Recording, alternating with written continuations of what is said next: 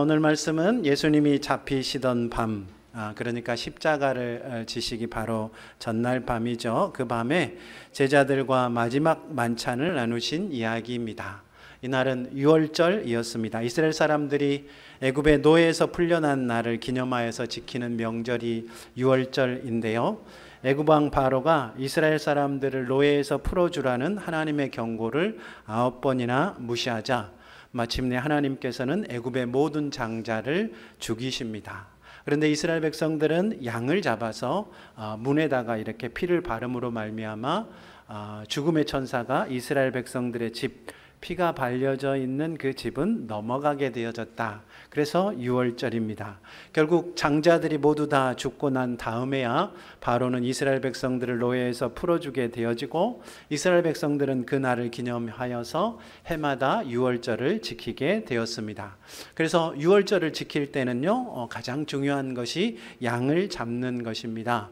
그날 양을 잡아서 문에다가 이렇게 피를 발라가지고 죽음을 피했기 때문에 바로 이 양의 피로 자신들이 구원받았다라는 것을 기념하기 위해서 유월절 당일이 되면 낮에 양을 가족의 수를 맞춰서 잡게 됩니다. 그리고 해가 지면 온 가족이 둘러앉아서 식사를 하는 것, 그것이 바로 유월절 그리고 무교절 축제의 오랜 전통이었습니다. 예수님께서 마지막 만찬을 하신 날이 바로 이 유월절이었는데요. 예수님께서는 낮에 미리 2명의 제자를 보내셔서 유월절 식사를 준비하게 하셨습니다. 양을 잡게 하고 그 다음에 나물, 함께 먹을 나물, 그리고 빵과 포도주를 준비하게 하셨다. 그런 말입니다. 그러니까 예수님의 마지막 만찬은 그저 예수님께서 십자가에 잡히시기 전에 제자들과 함께 잡수신 마지막 식사다, 그런 의미가 아니고, 예수님께서 자신의 이 땅에서의 사역을 정리하시기 위해서 미리 철저하게 준비하고 계획한 만찬이었다라는 것을 알 수 있습니다. 지난주에 우리는요, 예수님의 첫 번째 설교가 예수님이 앞으로 하실 일이 무엇인지를 보여주는 것이었다라는 말씀을 살펴보았는데요. 예수님의 첫 번째 설교가 그랬던 것처럼 예수님의 마지막 만찬도 예수님이 이 땅에서 하신 일이 무엇인지, 그리고 이제 이 밤이 지나서 십자가를 지게 되어지면 그것이 어떤 의미를 가지고 있는 것인지를 상징을 통하여 보여주는 아주 철저히 잘 준비되어진 그런 사건이라고 이해할 수 있습니다. 예수님의 사역이요, 하나도 허투루 된 것이 없어요. 첫 번째 설교도 그냥 그렇게 하신 것이 아니고 정확하게 무엇을 하실지에 대해서 말씀을 하셨고, 그리고 십자가에 죽으시기 전에도 자신이 하신 사역이 무엇인지, 그리고 앞으로 십자가의 죽음이 무엇을 의미하는지를 분명하게 보여주기 위해서 마지막 만찬까지, 그야말로 하나님의 시간표에 따라서 하나하나 딱 진행되어졌다라는 것을 알 수 있습니다. 우리가 인생 살다가 보면 우리에게 일어난 일들이 그야말로 우연의 연속처럼 느껴지잖아요. 그래서 사람들이 늘 쓰는 말이 있잖아요. 재수도 없게 혹은 어떤 사람은 운도 좋아, 이렇게 말하지만 하나님의 백성들의 삶은 그렇지가 않습니다. 하나님께서 이 땅에서 그분의 백성들의 삶을요, 한 걸음 한 걸음 하나님의 시간표에 맞추어서 인도해 가심을 믿으시기를 우리 주님의 이름으로 축원합니다. 오늘 말씀을 통하여서 그래서 살펴보고자 하는 것은 예수님이 이 마지막 만찬을 통하여서 자신의 사역이 무엇이고 십자가의 죽음이 무엇인지를 상징을 통하여 설명하는데, 그 두 가지 상징의 내용들을 살펴보려고 합니다. 첫 번째 상징은 무엇이냐면 떡입니다. 떡. 우리말은 우리에게 익숙하게 번역을 하느라고 떡이라고 했지만 그 사람들 식으로 하자면 아마 빵이겠죠. 원래 의미도 보리떡, 아니 보리빵에 가까운 그런 단어입니다. 사실 예수님의 사역과 떡은요, 뗄래야 뗄 수 없는 그런 관계입니다. 예수님이 사역을 시작하기 전에 세례를 받으시고 광야에서 금식하시면서 시험을 받으셨죠. 그때 마귀가 와서 한 첫 번째 유혹이 뭐냐면 바로 이 돌들로 떡이 되게 하라라는 것이 첫 번째 유혹이었습니다. 굶주리신 예수님께 떡이 필요하듯 수백 년간 자신들의 구원자인 메시아를 기다려온 이스라엘 백성들에게 꼭 필요한 것은 뭐라는 거예요? 꼭 필요한 것은 떡이라는 것을 이야기하는 겁니다. 그래서 사탄이, 마귀가 이렇게 얘기하는 거예요. 당신이 정말로 메시아라면 이 이스라엘 백성들에게 줄 떡을 만들어야 합니다. 당신은 떡을 주는 메시아가 되어야 합니다 라고 말한 겁니다. 그리고 이런 요구는요, 예수님의 사역 기간 내내 계속이 되어집니다. 예수님이 구름대 관중을 몰고 다니실 때가 있었는데 언제였을까요? 예수님이 구름대 관중을 몰고 다니실 때 언제였냐면, 그렇죠. 보리떡 5개로 5,000명을 먹이셨을 때, 그리고 7개로 4,000명을 먹이셨을 때, 그야말로 수만 명의 관중이 구름대처럼 예수님을 따라다녔습니다. 인기를 얻으려면 뭘 해야 돼요? 떡을 주면 됩니다. 빵을 주면 돼요. 대통령 지지율이 낮다고 하는데 지지율을 높일 수 있는 방법이 딱 하나 있어요. 뭐예요? 먹고 사는데 아무 문제 없도록 해주면 대통령의 지지율은 뭘 하든 간에 뭐 욕설을 했다는 둥 어쨌다는 둥 이런 얘기 있는데 그런 건 상관없습니다. 다 먹고 살기 좋게 해주면 그래도 다들 지지하는 것이 이 사람들의 마음이에요. 예수님이 구름대 관중이 쫓아다닐 때도 마찬가지입니다. 예수님이 떡을 주니까 사람들이 막 몰려들었어요. 그 놀라운 기적을 경험한 사람들이요, 예수님을 찾아가서 이렇게 이야기합니다. 우리 조상들은 광야에서 매일같이 만나를 먹었습니다. 하늘에서 떡이 내려온 거죠. 그러니까 예수님, 우리한테도 뭘 주십시오? 떡 주세요. 하늘에서 매일같이 우리에게 먹을 걸 내려주십시오. 어제 보니까 보리떡 5개로 5,000명을 먹이시더만요. 그런 거 매일만 주시면 우리가 당신을 왕으로 삼고 평생 왕 아니라 하나님으로 모시겠습니다 하고 사람들이 예수님께 막 달려들었다라고 이야기하는 겁니다. 그래서 예수님께서는 그들을 불쌍히 여기셔서 그들에게 떡을 주셨죠. 아닙니다. 떡을 안 주셨어요. 예수님께서는요, 돌을 떡이 되게 만들라는 마귀의 시험에는 사람이 떡으로만 사는 것이 아니다 라고 그 말씀을 거절하시고, 사람들이 떡에 눈이 돌아서 자신을 잡아가지고 왕으로 삼고 신으로 모시려고 하자 먼저 귀가 얇은 제자들을 배를 타고 떠나보냅니다. 제자들까지 거기에 휩쓸릴까봐. 그리고 자신은 산 위로 올라가 버리죠. 밤새 사람들이 뭐 했을까요? 거기서 막 예수님을 찾아다녔다라는 거예요. 예수님이 그 사람들을 재빨리 피해가지고 다들 약간 피곤해서 새벽쯤 되었을 때 촉촉촉 내려가 보니까 이게 땅은 다 사람들이 길을 막고 있는 거예요. 예수님을 잡으려고. 그래서 어디를 걸어가셨다는 거예요? 바다 위로 걸어가셨어요. 그래서 우리가 성경에 보면 예수님 물 위로 걸으시고 오는 예수님을 보고 베드로가 저도 걷게 해주세요 하면서 베드로가 막 물 위로 걸어갔다가 빠진 사건이 있잖아요. 그 놀라운 기적의 사건이 사실은 뭐 때문에 일어났다라는 거예요? 아니, 떡 때문에가 아니고 사람들 피해 보려고. 예수님도 참 너무하시죠. 그 놀라운 능력을 뭐 하는 데 쓰셨다는 거예요? 사람들 피하는데 도망 다니는데 쓰셨다. 우리 같으면 어떻게 하겠어요? 그 능력 있으면 뭘 만들어 주겠어요?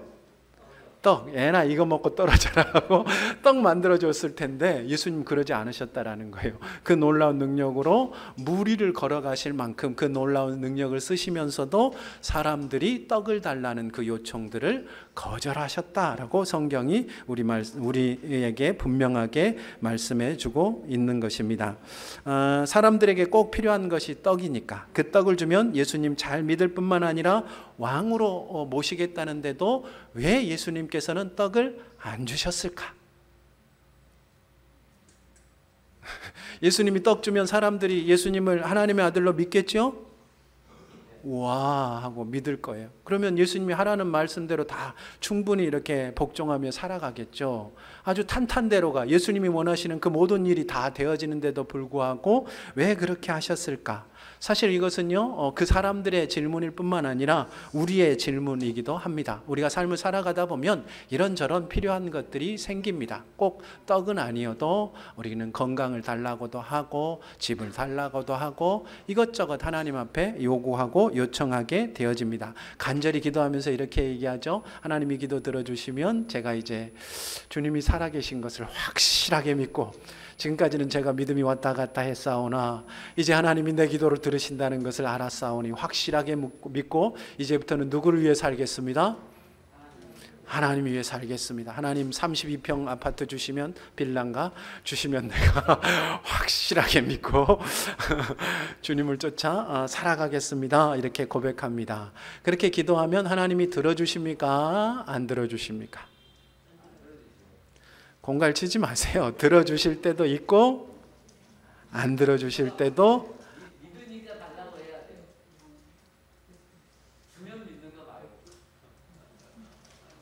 앞으로 10분 동안 조용히 하세요. 뭐 방해가 됩니다. 주실 때도 있고 안 주실 때도 있고. 어느 쪽이 많아요? 네, 안 주실 때가 더 많다라는 거예요. 도대체 왜 이러실까요?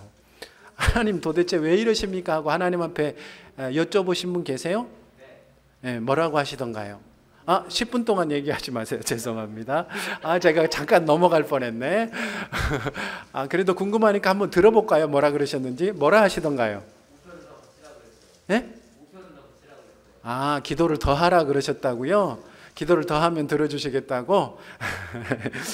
예수님의 대답은 뭐라고 하였는지, 우리 윤 집사님이 들은 대답하고 예수님의 대답이 같은지 우리 말씀을 통하여 한번 살펴봅니다. 예수님의 대답이요, 요한복음 6장 49절 51절 말씀입니다. 우리 참고 말씀이죠. 참고 말씀에 요한복음 6장 49절 51절 말씀 함께 읽습니다. 시작. 너희 조상들은 광야에서 만나를 먹었어도 죽었거니와 나는 하늘에서 내려온 살아있는 떡이니 사람이 이 떡을 먹으면 영생하리라. 내가 줄 떡은 곧 세상의 생명을 위한 내 살이니라. 아멘. 사람들이 떡을 달라고 하자 예수님의 대답이 뭐냐면, 그거 먹은 사람들 어떻게 됐는 줄 알아? 다 좋은 말 쓰세요. 다 죽었어. 그거 먹은 사람들 광야에서 다 죽었어 라고 이야기합니다.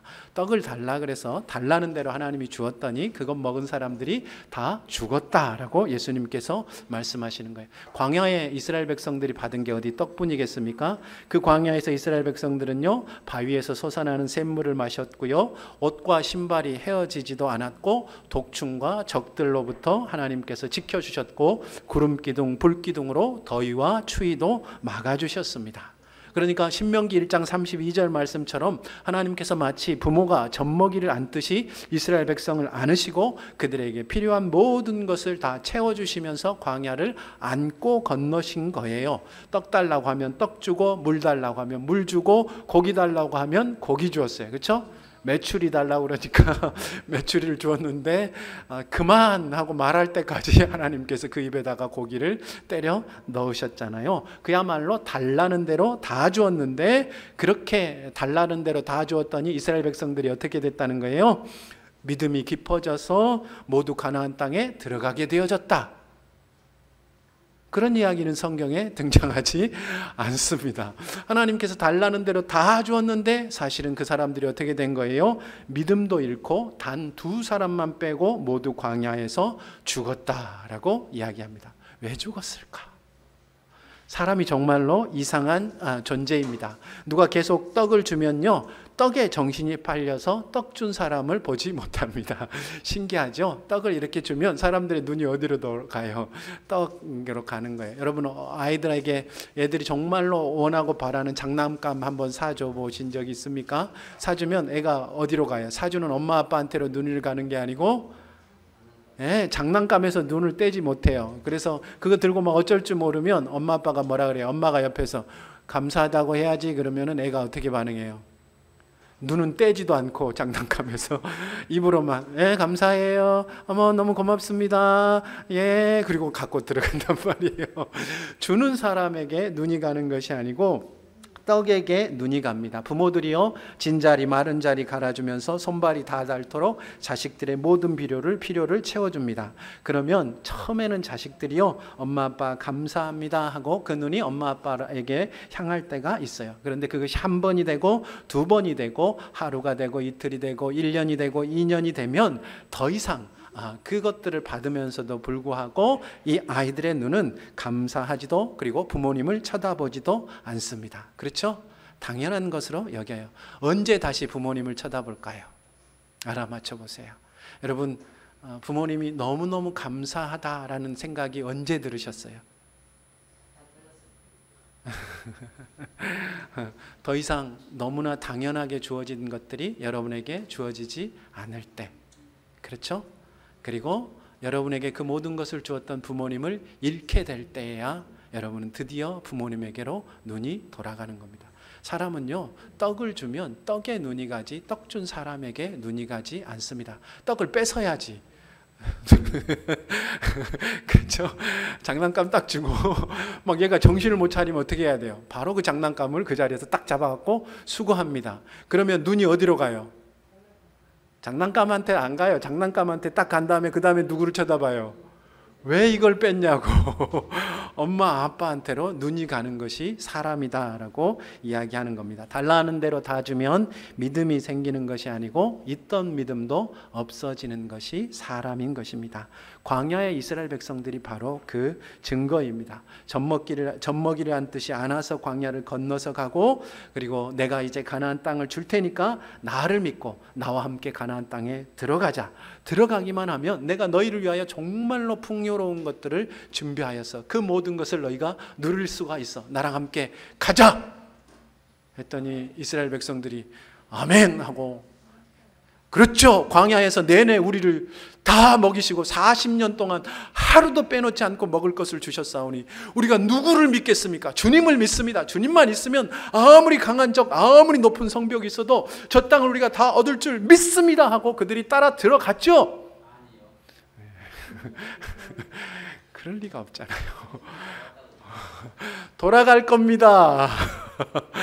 저렇게 강한 적이 있는데 당신이 있다고 해서 무슨 차이가 있겠습니까? 우리는 다시 애굽으로 돌아가겠습니다. 그래서 그 사람들이 어떻게 됩니까? 광야에서 40년 동안 떡 먹다가 죽었다. 그 얘기가 성경이 우리에게 들려주는 이야기입니다. 출애굽기의 이야기는 우리 구원받은 사람들에게 너무나 중요한 삶의 원리를 가르쳐주는 거예요. 떡을 달라는 대로 다 주면 어떻게 되어지느냐? 믿음도 잃고 결국 그 사람이 이 땅의 광야에서 방황하다가 떡 먹다가 하나님이 주신 그 풍요로움을 하나도 누리지 못한 채 인생을 끝장내어지게 되어진다. 그런 말씀입니다. 그래서 하나님께서는요 우리를 너무나 사랑하시기 때문에 이미 광야에서 이스라엘 백성들과 충분히 이것을 보셨기 때문에 떡을 달라는 대로 주시지 않는 거예요. 그래서 꼭 필요할 때만 또 그것을 통하여서 우리의 믿음이 자랄 때만 하나님께서 우리에게 떡을 주시는 거예요. 그래서 우리가 기도하다 보면 응답이 될 때도 있고 안 될 때도 있고 하나님이 계시는 것 같다가도 안 계시는 것도 그렇죠. 이렇게 혼란스럽게 하는데 대신에 하나님께서 우리에게 무엇을 주시느냐? 하나님께서는 정말로 우리를 사랑하시기 때문에 결국 먹으면 죽게 되어지는 떡을 주는 것이 아니고 자신이 가지고 계신 가장 좋은 것을 우리에게 주신다는 뜻입니다. 하나님이 가지신 가장 좋은 것이 무엇일까요? 네, 하나님 자신. 여러분 연애해 보셨죠? 예, 우리 김윤혁 집사님은 결혼해서 수십 년을 살아도 연애는 안 해봤다고 고개를 흔드시잖아요. 연애는 안 해보셨지만 사랑은 해보셨을 거예요, 그렇죠? 사랑하면 어떻게 됩니까? 가지고 있는 거 다 주고 싶잖아요, 그렇죠? 그래서 온갖 선물을 다 하는 거예요. 그래도 모자라면 결국 어떻게 합니까? 야, 안 되겠다. 날 가져. 나랑 결혼하자. 평생 같이 살자 하면서 자기를 주는 거잖아요. 그죠? 달라는 것 주는 것을 넘어서서 자기를 주는 겁니다. 하나님께서 우리를 너무나 사랑하시니까 달라는 대로 떡 주시는 것이 아니고 그것 먹다가는 결국 놓치고 그러니까 날 가져 라고 하나님께서 자기 자신을 우리 가운데 주셨다라고 말씀하고 있는 것입니다. 여러분 잘 생각해 보십시오. 젖먹이가 배가 고파서 죽게 되어진다면 무엇을 찾으면 젖먹이는 살 수 있습니까? 젖을 찾으면 살 수 있습니까? 엄마를 찾으면 살 수 있습니까? 젖을 찾으면 살 수 있다는 사람들은 정말 바보예요. 그렇죠? 젖먹이는 절대로 젖을 찾아서는 살 수 없어요. 자기가 젖먹이가 젖 찾으면 얼마나 찾겠습니까? 그거 몇 번 먹다가 결국 못 참으면 죽게 되는 게 젖먹이잖아요. 젖먹이가 살려면 이게 젖을 찾는 게 아니고 엄마를 찾아야 돼요. 그러면 엄마가 젖뿐만 아니라 그 아이가 살아갈 수 있는 모든 것을 공급하여 주신다는 거죠. 광야의 이스라엘 백성들도 역시 마찬가지였어요. 그들은 떡을 찾아야 하는 것이 아니고 누구를 찾아야 했어요? 그 떡을 주시는 하나님을 찾아야 했다고요. 하나님을 찾아야지만이 살기 때문에 하나님께서 이제 자기 자신을 이스라엘 백성들에게 살라고 주시겠다라고 말씀하시는 것입니다. 그래서요, 하나님께서는 친히 사람의 몸을 입으시고 이 땅에 찾아오셨어요. 그래서 예수님의 또 다른 이름이 뭡니까? 임마누엘. 하나님이 우리와 함께 계시다. 그러니까 예수님의 다른 이름은 우리식으로 설명하자면 이런 이야기입니다. 우리와 함께 하시려고 사람의 몸을 입고 우리에게 찾아오신 하나님, 우리와 함께 계신 하나님, 그것이 예수님의 다른 이름이라고 이야기하고 있는 것입니다. 그 말씀을 하신 예수님께서요, 이제 사람의 몸을 입으시고 이 땅에 오셨던 예수님께서 자신의 십자가의 죽음과 부활 사역을 마치시고 하늘로 돌아가실 때가 되어집니다. 그죠? 이 땅에 그렇게 오셨잖아요. 나를 너희에게 주노라 하면서 이 땅에 오셨다라는 거예요. 그런데 이제 사역을 다 마치시고 십자가에 죽으시고 부활하셔서 하늘로 돌아가셔야 돼요. 그러니까 그 직전에 예수님께서 제자들에게 말씀하시는 거죠. 떡을 주시면서 이것은 내 몸이니라 받아 먹으라. 무슨 뜻일까요?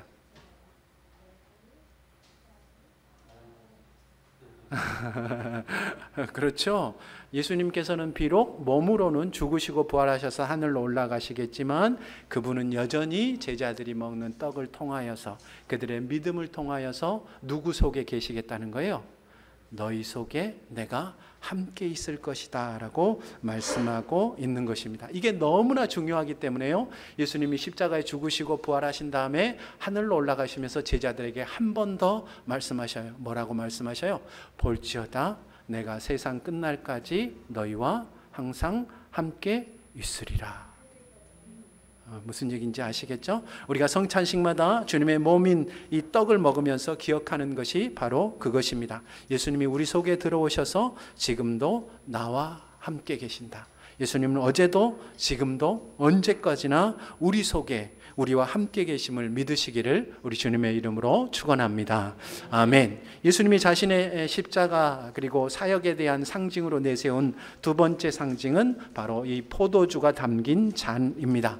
예수님께서 식후에 잔을 가지사 감사기도 하시고 제자들에게 마시게 하셨죠. 그리고 말씀하십니다. 이것은 많은 사람을 위하여 흘리는 바 나의 피 곧 언약의 피니라. 두 가지 의미가 담겨 있습니다. 첫 번째는 많은 사람을 위하여 흘리는 피, 두 번째는 언약의 피죠.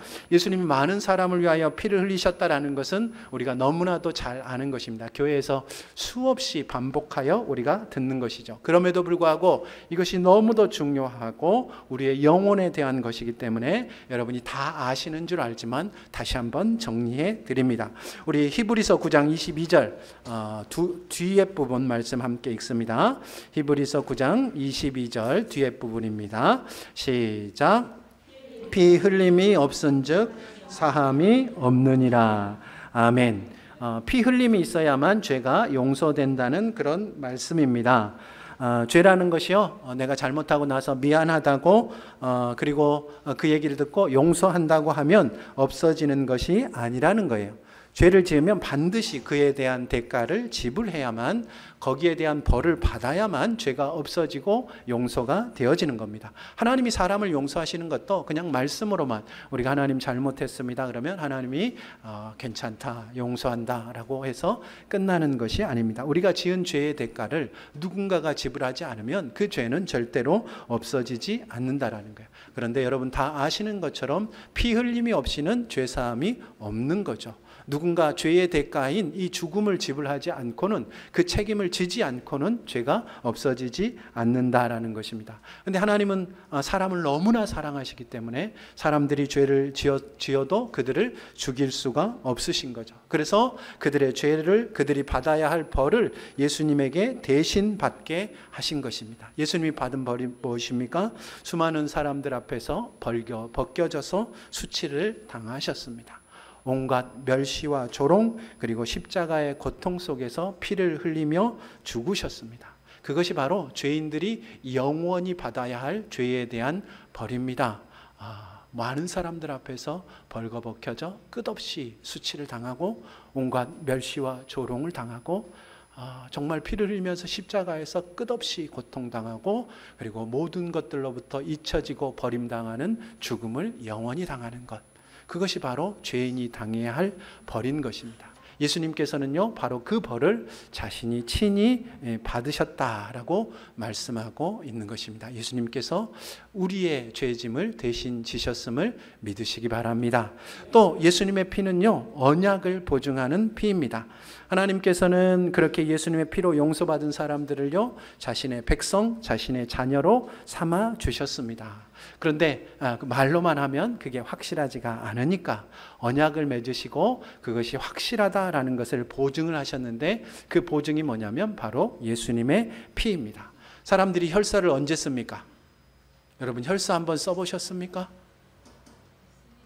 무서워서 혈서를 써본 적이 없어요. 그렇죠. 혈서 대신에 요새는 뭘 합니까? 이게 빨간 지장을 묻혀갖고 내가 내 재산을 걸고 보증합니다 이렇게 쓰잖아요. 예? 삭발? 삭발은 뭐 하여튼 이렇게 피를 흘립니다. 왜 피를 흘리면서 약속을 지키겠다고 하는지 아십니까? 그 피는요, 우리의 생명을 상징하는 거예요. 내가 지금 하는 이 약속은 내 생명을 걸고 지키겠습니다 라는 것이 바로 사람들이 혈서를 쓰는 이유입니다. 하나님께서도요, 노예에서 풀려난 이스라엘 백성들을 자신의 백성으로 삼으실 때도 언약을 맺으시고, 자신이 내가 너희들을 나의 백성으로 삼은 것은 절대 변하지 않을 것이야 하고 보증을 위해서 이 피를 그들 위에 뿌리셨습니다. 그걸 언약의 피로 부르는 거예요. 이제 하나님께서는요, 예수님을 믿는 사람들을 자신의 자녀로 삼으시는 언약을 맺으셨는데, 그거를 보증하기 위해서 무엇으로 보증하는 거예요? 예수님의 피로 보증했다. 자신의 아들 예수 그리스도의 피로. 이것이 너무나 확실한 일이고 절대 변하지 않을 것이다 라는 것을 이렇게 보증했다 라는 것이 바로 언약의 피의 의미입니다. 못 믿을 사람이요, 사람들은 못 믿지 않습니까? 그런 사람들이 그저 피 조금 내서 종이에 쓴 것도 우리가 어지간하면 믿어줍니다. 그렇죠? 삭발까지는 아니어도 피 조금 내서 혈서 쓰면 그거 믿어주는데, 영원하신 하나님이 자신의 아들의 피를 뿌려서 그분의 언약을 보증하셨다면 그 언약은 믿을 수 있겠습니까? 없겠습니까? 그게 변하겠습니까? 변하지 않겠습니까? 그 언약은 절대로 변하지 않습니다. 세상 어떤 일이 있어도, 우리의 삶에 어떤 일이 일어나더라도, 때로 우리가 죄악 가운데 살아갈지라도 하나님이 우리를 자녀로 삼으셨다라는 그 약속은 절대로 변하지 않습니다. 예수님의 피가 그것을 우리에게 보증하는 거예요. 이게 변하지 않을 것이다라는 하나님의 약속이 바로 자신의 아들의 피로 이것을 보증하셨다라고 말씀하고 있는 것입니다. 우리는 하나님의 자녀가 되었고, 우리의 삶에 어떤 일이 일어나더라도 영원히 하나님의 자녀일 수밖에 없음을 믿으시기를 우리 주님의 이름으로 축원합니다. 우리는 성찬 예식에서 잔을 받음으로 이 두 가지 사실을 다시 기억하는 겁니다. 예수님이 내 죄의 벌을 대신 받으시고 내 죄를 사해 주셨다. 예수님의 피로 내가 하나님의 자녀가 되어졌음이 보증되어졌다. 예수님이 저와 여러분의 죄를 용서해 주셨고 저와 여러분이 하나님의 자녀가 되었음을 자신의 피로 확증해 주셨음을 믿으시기를 우리 주님의 이름으로 축원합니다.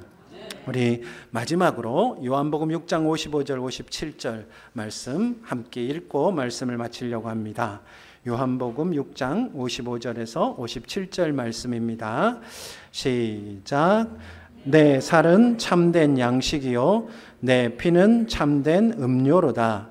내 살을 먹고 내 피를 마시는 자는 내 안에 거하고 나도 그의 안에 거하나니 살아계신 아버지께서 나를 보내심에 내가 아버지로 말미암아 사는 것 같이 나를 먹는 그 사람도 나로 말미암아 살리라. 아멘. 예수님께서 죽으시기 전에 이렇게 말씀하시는 거예요. 하나님께서 내 안에 계시기 때문에 나는 죽지만 살아날 것이다. 그렇죠? 그래서 또 그 말씀을 하시고 제자들에게 이렇게 말씀하시는 거예요. 너희가 지금 내 살과 내 피를 먹기 때문에 내가 너희 속에 있기 때문에 너희도 죽을 것이지만 다시 살아날 것이다 라고 말씀하고 있는 것입니다. 우리 모두가 알듯이요, 예수님은 죽으셨지만 죽음을 이기시고 부활하셨습니다. 죽음은 생명의 주인이신 예수님을 잡아둘 힘이 전혀 없기 때문입니다. 죽음이 할 수 있는 게 없어요. 예수님께. 예수님이 생명의 주인이기 때문에. 예수님의 살과 피를 먹을 때요, 예수님이 우리 속에 들어오셔서 우리와 함께 살아가게 되어집니다.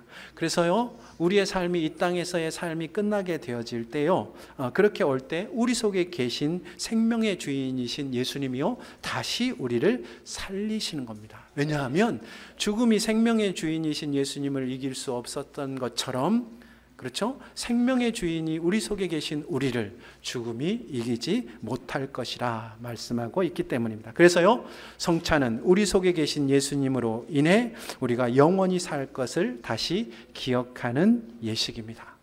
우리는 죽어도 다시 살 것을 믿으시기를 우리 주님의 이름으로 축원합니다. 아멘.